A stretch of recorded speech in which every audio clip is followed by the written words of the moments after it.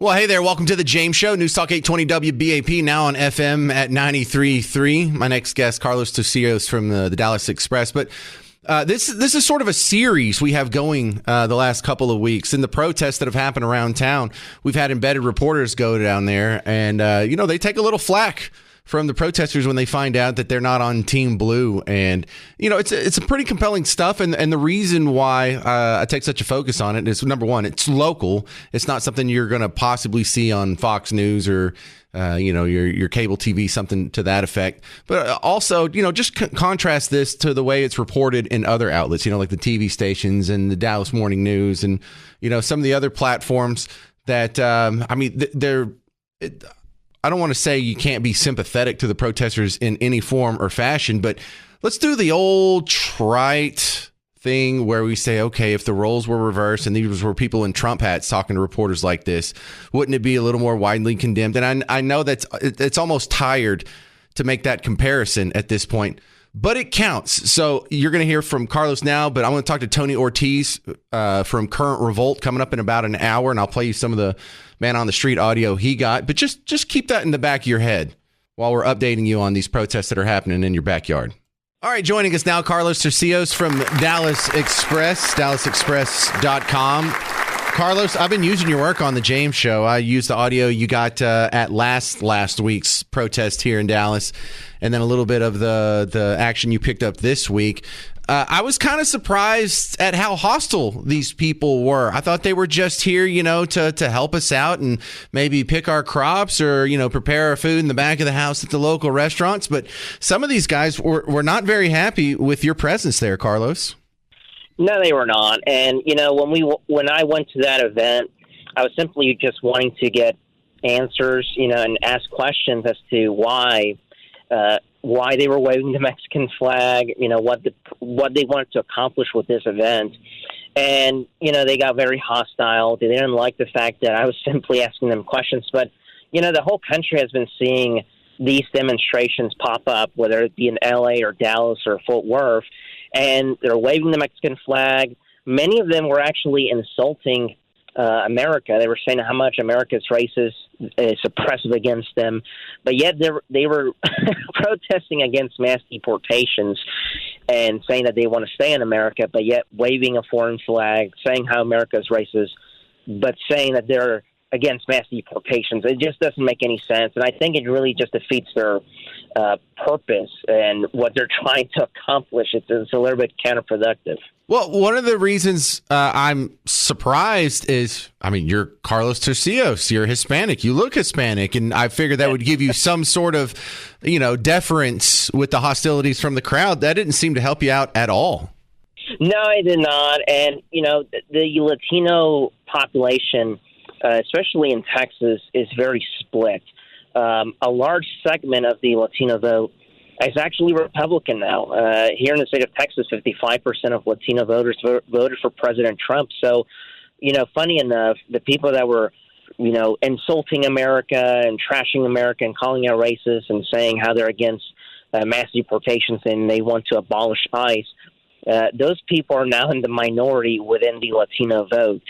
And Democrats have lost a lot of momentum within Latino voters because of the mass migration crisis that we've been seeing in the southern border. And who has been impacted the most? It's been the border counties, and those counties are predominantly Latino.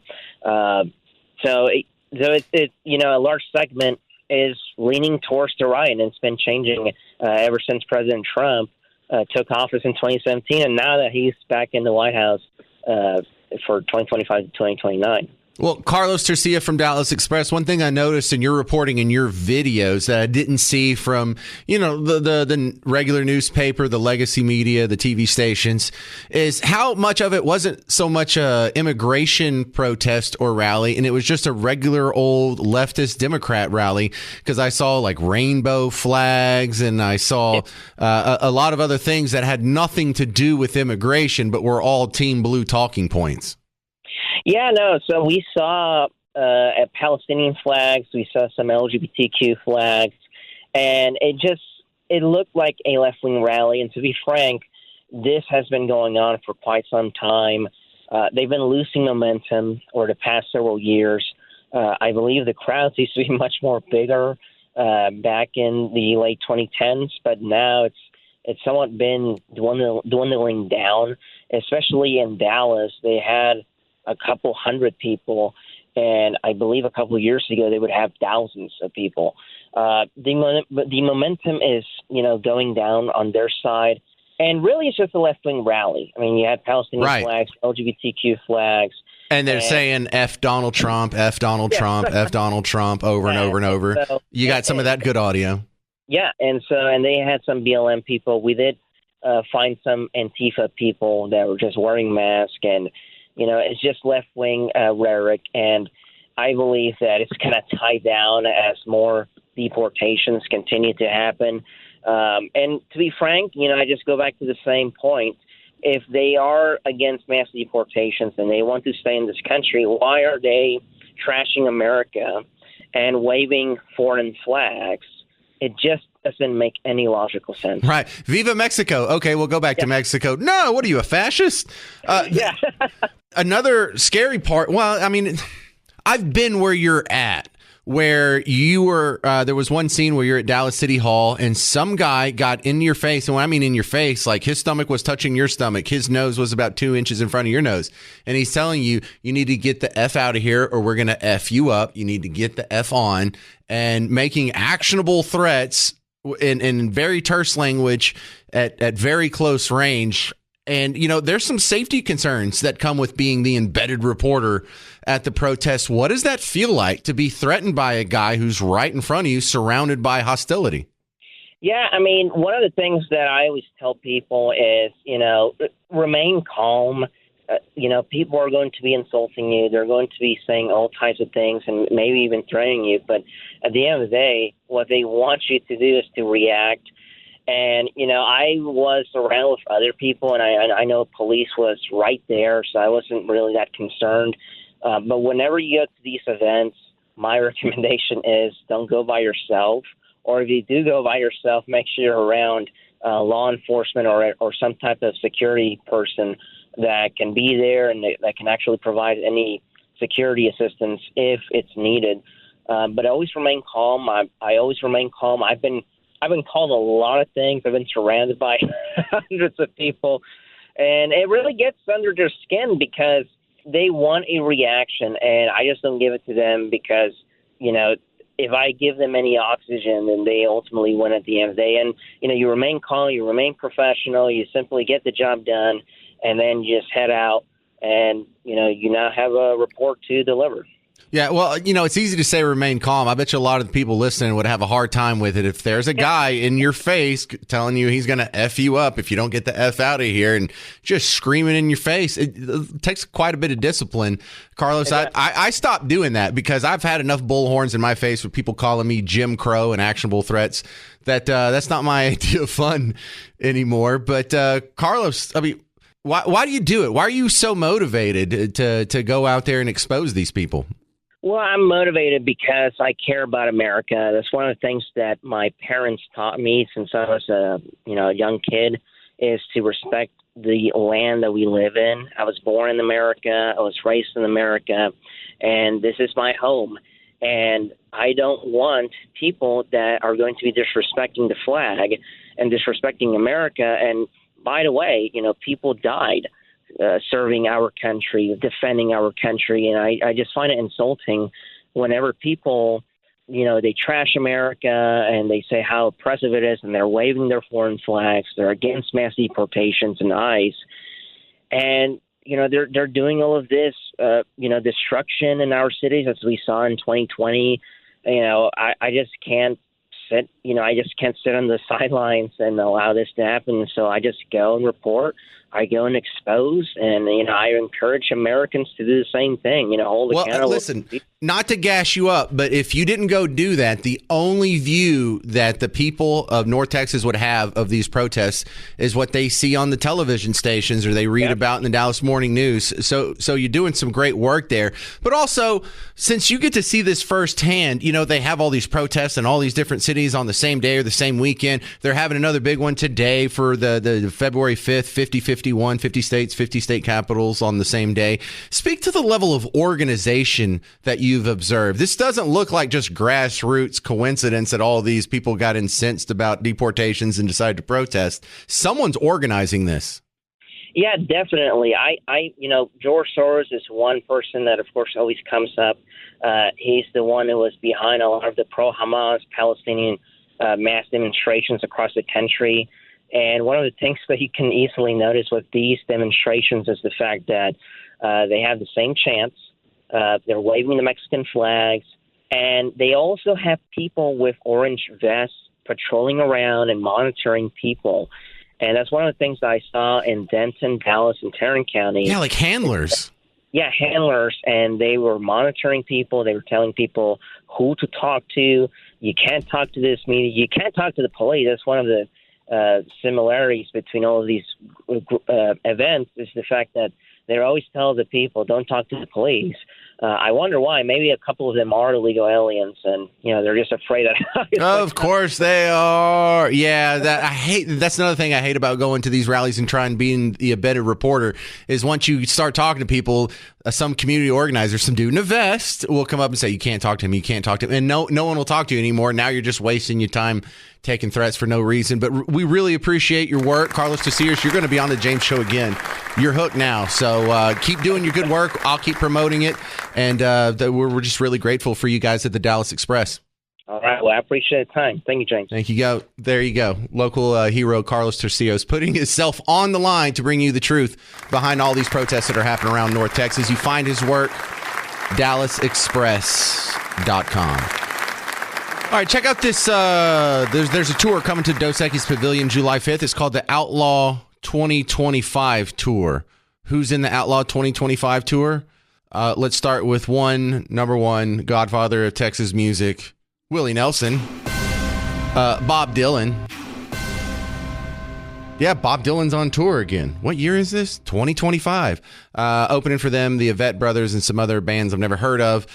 You can go get tickets and information, livenation.com, but it's one of the contests we have going on right now. So this is called the Outlaw 2025 Tour. You text the word Outlaw to the same number you call in if you wanted to be on the James Show, 800-288-9227. You text Outlaw to that number. You'll be entered in the contest to win a pair of tickets, and your odds are pretty good. We don't get an overwhelming avalanche of entries into these little texting contests, so might as well try it out. Text the word Outlaw to 800-288-9227.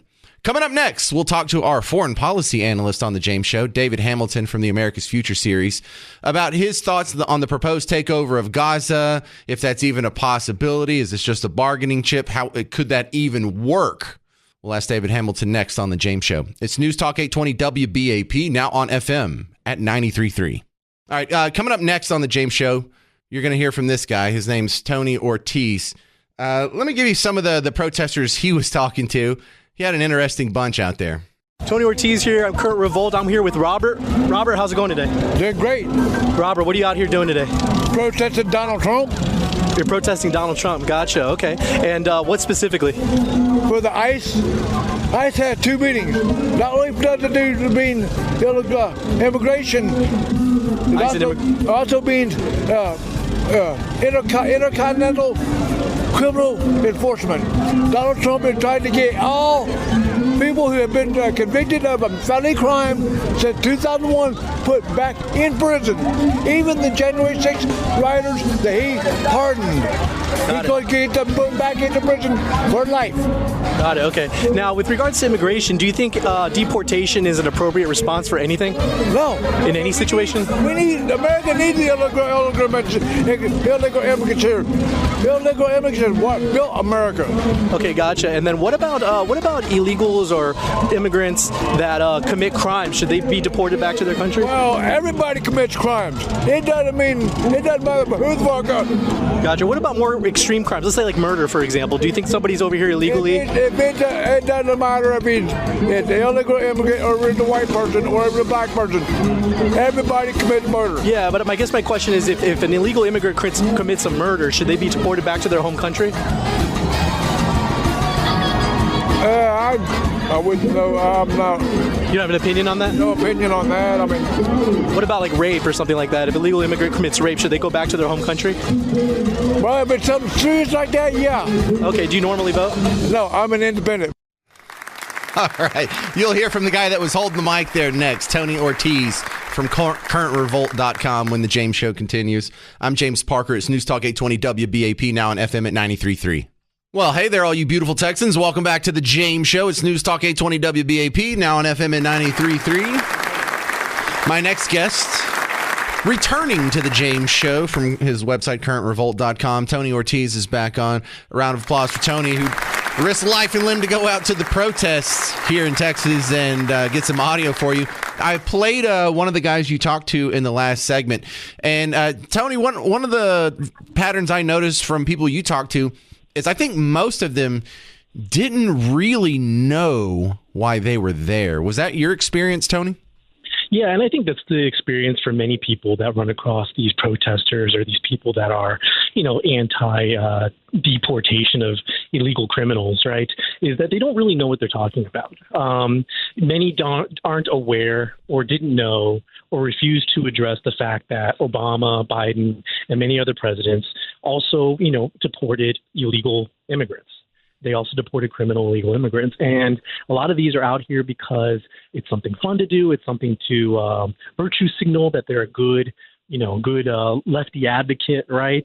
But they couldn't speak to what they were about when it came to illegal immigration. Right. In the previous segment, I had played the guy. The first thing you asked him is, why are you here? And he said, I'm here to protest Trump. So he's just a Democrat for a hobby, I guess. And whatever the protest is, give me a sign. I'll go out there. I'll protest. And, that just speaks to the level of organization they have. They have people that they can call on and they'll show up in the street without even really knowing what the heck it's for. Yeah, and further questioning somebody like him, I asked these to all the protesters I interviewed. I said, well, do you think that in any circumstance should an illegal immigrant be deported? And they always led with no. And then when you drill down further, he said, well, what if they commit a serious crime? And I said, well, what if they commit murder or in some cases, sexual assault? And they would all lock up and they would freeze up for a second. And they would say, well, maybe it's okay under that circumstance. But Tony, it feels like I saw you do that with 3 different people over here on currentrevolt.com. And it felt like this is the first time they've ever been asked that question or they've ever even considered it. Yeah, and it's the right's also guilty of this, but the left especially, where they live in these bubbles of thought, where the only people they interact with, the only people they work for, they communicate with, they do business with, are people that are like-minded, that are just leftists like themselves. So when somebody comes up to them and asks them a question that they normally don't get questioned with, you can see their mind kind of break. They kind of shut down, right? So I talked to a couple other people that were at protests over the last week or so. And they've had to experience quite a bit of hostility. I didn't see that in your videos, but did you have people making threats or getting in your face and telling them you need to get the bleep out of here, we're going to bleep you up, or anything like that? Well, no, and I kind of blend in. I happen to be brown, so I do have a melanin, and so I do look like a Hispanic. I am Hispanic, so I think I do think that they just kind of, that when I interviewed them, they kind of just their guard's a little bit more down because I think they assume that I'm, I guess, quote unquote, on their side. And so when I start asking them questions that are maybe a little bit out of the park, they get really shocked. And so no, I didn't actually face any or anything like that. The only thing I saw as far as danger was these burnouts that these protesters were doing with their cars in the middle of the street, just yards away from Dallas police, letting them get away with it. Oh, yeah, I saw that from you. They were doing the burnouts on Main Street over there, like Main and Lamar, kind of. Yeah, they had shut down the entire street, and which is insane, in the middle of the day. Well, right? You can get a permit for that. Did they get a permit to block a street? Not as I'm aware, and it may be possible, but not as I'm aware. And additionally, I don't think that just because you get a permit to lock down a street allows you to do massive burnouts. No, you don't get the burnouts. That's just extra fun there. I think that's a privilege that these protesters get, and they get police protection for it, for sure. They got a police escort. Well, Current Revolt is all over Dallas lately. You're Texas #1 political tabloid. Isn't that how we're styling it, Tony? That is. That's us. Well, Jasmine Crockett is the representative for where I'm sitting right now, like our studios here for WBAP. We're in Jasmine's district, and she's been giving us a lot of sound bites lately, and y'all had a nice little breakdown that y'all just put up this morning from TexRex on currentrevolt.com. She's giving y'all a lot of good content. Yeah, I was talking to a buddy, Steve Brown, a friend of mine, and we were kind of chatting about Crockett. And, she went on CNN and she went off about how white supremacists were, I think, something like 88%. 80% of crime. Yeah, the most. Cool.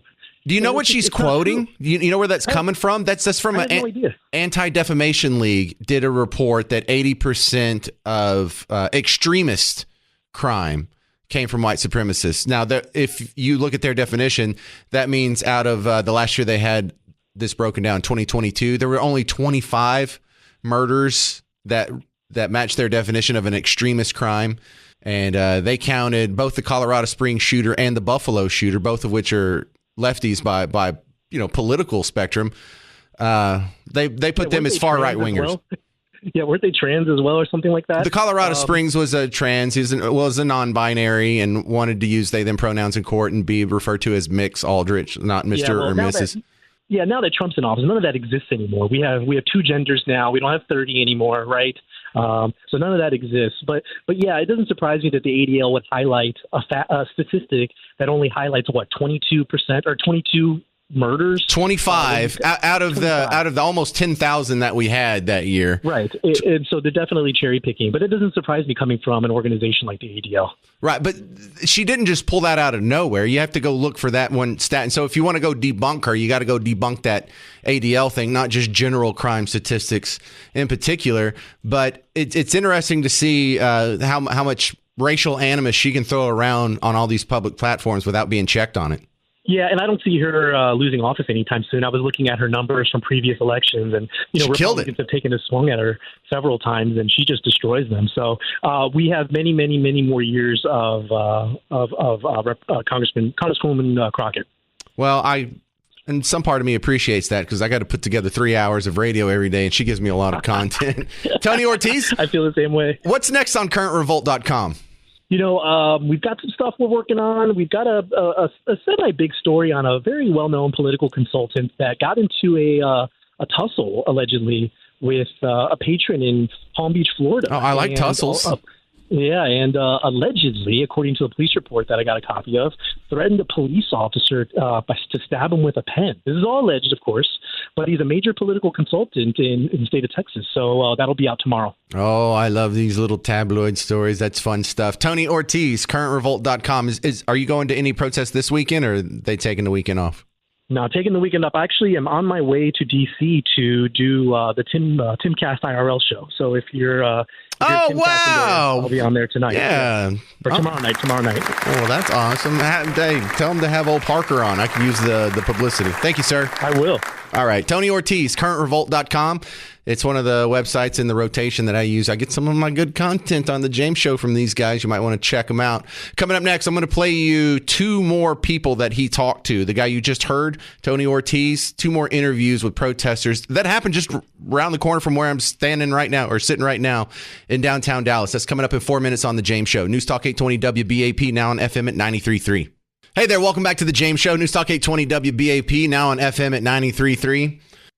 I want to play you a couple of interviews Tony Ortiz did with two protesters that were in downtown Dallas, and I want you to keep in the back of your mind sort of the context of what you learned this week about U.S. aid. If you haven't been listening to every second of the James Show, first off, shame on you, but I can get you all caught up real quick. So Doge goes in to the Treasury Department, starts looking around at different programs and where all the money's going, and as is their charge. So USA is this one agency where the funding mechanisms seem to always be approved, and when you go look down at the spreadsheet, some of this doesn't make sense. This is where you're getting like they're supporting like children's books in Ecuador and things like that, and drag shows in some other country. And whether or not you agree with that, is that really something that we need to be spending our taxpayer dollars on? A lot of people are kind of up in arms about that. But even further down the layers of the wedding cake, you start to see payments going to groups who then make other payments to other groups and other payments to other groups. And when you follow the web around, it turns out like about $8 million worth of subscriptions to Politico are coming from your taxpayer dollars, ultimately sourced by your taxpayer dollars. Now, it would be obvious grift, obvious propaganda, obvious violation of free speech, and obviously unconstitutional if they took your money and gave it straight to Politico. Hey, here's some money just straight off the top. But if they have to buy subscriptions, that's a way to get money to Politico for something that doesn't cost them anything. They're an online entity. It's not like they even have to go to the factory and make more widgets to accommodate it. So they say, well, we're going to buy a subscription for everyone in this office or for everyone in this agency or everyone that's our clients or everyone in this. And after all the different webs were added up, more than 8 million of your dollars have gone to Politico. Now, this is posing as a news organization that gets everything wrong. They were wrong about the Hunter Biden laptop. They were wrong about the lab leak. They were wrong about masks. They were wrong about everything all the other outlets were wrong about. But you've been subsidizing them. And so there's some serious concern here about how much of the left, air quotes, left, is just smoke and mirrors. Because I've always had the belief there's about 20% of our population that truly believes what Team Blue's platform believes. There's another 20% of America that just goes along because they're swept up in it because they see that's what their favorite celebrity thinks or favorite actor or favorite musician or their professors in college or their political higher ups, their senators, their congressmen, all the people in the news and in the media and on The View and every step in between, every other music format in radio and talk format except for this one says they just get swept up in it. And if that's the case, that really explains why so many of the people that Tony Ortiz at Current Revolt talked to at these protests, and you've seen this at other protests too, didn't really know why they were there. Few things. Well, it is America. Wait, wrong one. We're doing Raphael last. Let's do Adam. Tony Ortiz here with Current Revolt. I am here with Andrew at the Dallas ICE protest. Andrew, what brought you here today? I just saw a lot of people coming, and I was just wondering if I was able to come, and I just ended up coming. What's the biggest issue? Obviously we're here for immigration. What's your personal stances on it, and where are you at right now? It could cause a lot of family breaking ups. I was watching the Mexico news. They're also saying that we're going to start deporting Americans. So families that have immigrants and kids that are U.S. citizens here, is going to cause a problem between them, and it's going to just might just spark an all-right war. All right, what you're seeing here is a guy who's not spewing talking points. He's not reading from the script. This is an honest guy. This is a guy who's really telling you the truth on why he's here. And why is he there? Not because he feels strongly about the deportation efforts of Donald Trump. It's because, hey, he has a bunch of friends who are going, and they had a bunch of flyers and they had a bunch of signs made up, and the people on the news were kind of talking about it. And so he just kind of thinks that this is what everyone else around him is doing. And so this is what I'm going to do. Like, if everyone else around you is like, hey, we're going to go get a steak. You want to go? And you're like, yeah, you're not going to fight them. You're not going to say, wait a second, I want a quesadilla. No, you just go with all your friends. Why cause any trouble? Everyone around you is doing it. The people on TV tell you this is the right thing to do. But you can tell that he hasn't really put a lot of, brain power into it. He's a busy man. He's probably got a job, probably got hobbies, probably has a family to deal with. But, this is the pattern that you see for a lot of these people. They're just going out there because it's what they do. It's kind of fun. They're not really even that political of a person, which is a good thing, because someone like this Andrew guy, this is a guy that in probably 10, 15 years is when he starts paying attention, could come around and start voting the other direction. But this is sort of the default setting for the low information citizen out there when you control the media, when you control movies and music and TV stations and academia and all this other stuff. You just get people who just get swept up in it. Anyway, we continue with Andrew. It all started because of Trump. He wanted to start deporting Mexicans, so the president of Mexico was like, okay, we're going to do the exact same thing. If that makes any sense. Now, Biden and Obama, who were Democrats, had also deported quite a lot of illegal immigrants to their countries. What's your thoughts on that? I don't really know about that. It's just Trump wants to get rid of everybody, and what I'm thinking is that Biden was deporting like the criminals and everything like that. Got it. So you're 18 now. Yes. And you plan on voting in the next election? Yes. All right, so that's good stuff from Tony Ortiz. That makes me optimistic. That's a guy that can be won over. He hasn't really put a whole lot of thought into this. He's not really calcified in his positions. He's not a deep fence post. He's just holding the sign because everyone around him seemed like the cool thing to do. Are you in credit card debt? Don't feel bad. I'm doing pretty bad too. My next guest will help us with that. Her name's Janice Spooner. She's an expert on lending and credit, and she's going to give you tips on how to pay off some of that credit card debt next on The James Show. It's News Talk 820 WBAP, now on FM at 93.3.